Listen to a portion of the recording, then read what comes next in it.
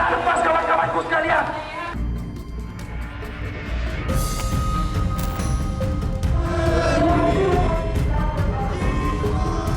Komisi Pemberantasan Tindak Pidana Korupsi dapat disetujui dan disahkan menjadi undang-undang.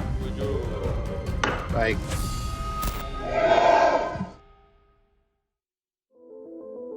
Rapat Paripurna DPR RI ke-7 pada Kamis 5 September 2019 sepakat melanjutkan pembahasan revisi Undang-Undang KPK. Keputusan yang disetujui seluruh fraksi DPR ini ditanggapi sebagai vonis mati bagi Komisi Pemberantasan Korupsi. Yang akan mencabut sifat khusus dari tindak pidana korupsi sehingga keberadaan KPK juga terancam. Gerakan menolak revisi Undang-Undang KPK bermunculan. 1 hari setelah DPR mengajukan revisi Undang-Undang KPK, ratusan pegawai KPK menggelar aksi bertajuk #SaveKPK. Alasannya, revisi Undang-Undang KPK dianggap mengancam pemberantasan korupsi. Bahkan muncul tudingan ada operasi senyap untuk meloloskan revisi Undang-Undang KPK. Revisi Undang-Undang KPK dikritik sebagai upaya sistematis untuk melemahkan upaya pemberantasan korupsi. Ketua KPK pun berharap Presiden menolak inisiatif DPR untuk merevisi Undang-Undang KPK. RUU KPK inisiatif DPR tersebut tidak akan mungkin menjadi undang-undang kalau Presiden menolak dan tidak menyetujui RUU tersebut. Karena undang-undang dibentuk berdasarkan persetujuan DPR dan Presiden.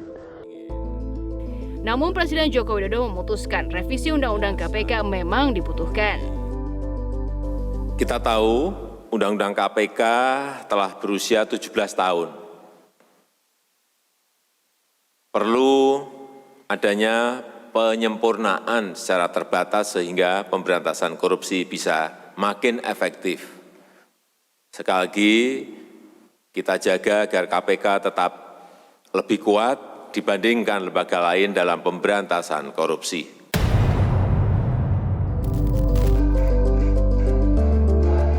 Melihat pembahasan revisi Undang-Undang KPK terus melaju, 3 pimpinan KPK tampil dengan manuver baru.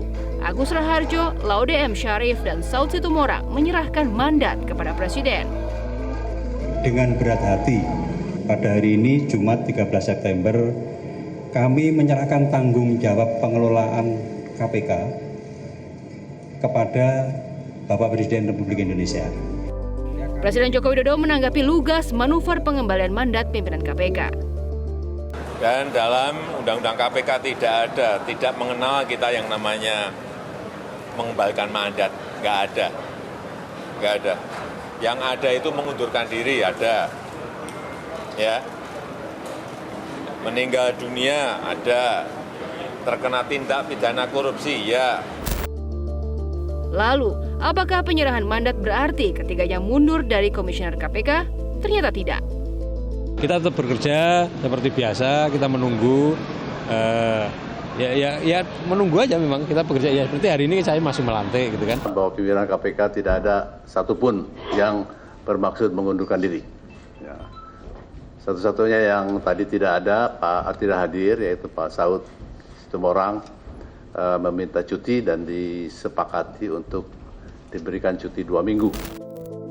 Wakil Ketua DPR RI Fahri Hamzah menilai penyerahan mandat kepada Presiden merupakan sebuah manuver politik.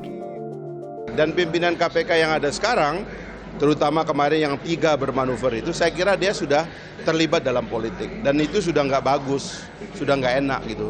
Karena itu sebaiknya jangan diteruskan. Menurut saya jangan diteruskan. Artinya bedanya menyerahkan mandat dengan mengundurkan diri? Ya kalau menurut saya sama, cuman kan mereka kan pengen bergain dengan kekuatan politik yang ada kan, khususnya dengan Presiden. Kritik terhadap aksi penyerahan mandat juga datang dari pakar hukum. Dan itu merugikan publik dengan mundurnya beliau-beliau itu. Nah, kita berharap tidak kekanak-kanakan komisioner KPK itu dalam menghadapi tekanan seperti itu. Berbagai upaya rupanya tak mampu menghentikan revisi Undang-Undang KPK. Pada Senin lalu, Ketua KPK Agus Raharjo akhirnya mencoba berkirim surat kepada DPR agar tidak tergesa-gesa mengambil keputusan. Poin yang penting ya, kalau bisa tidak buru-buru. Terus kalau bisa KPK dilibatkan dalam pembahasan, hanya itu aja. Surat Ketua KPK terlambat. Pada hari yang sama, legislatif dan eksekutif telah menyepakati 7 poin perubahan dalam revisi Undang-Undang KPK.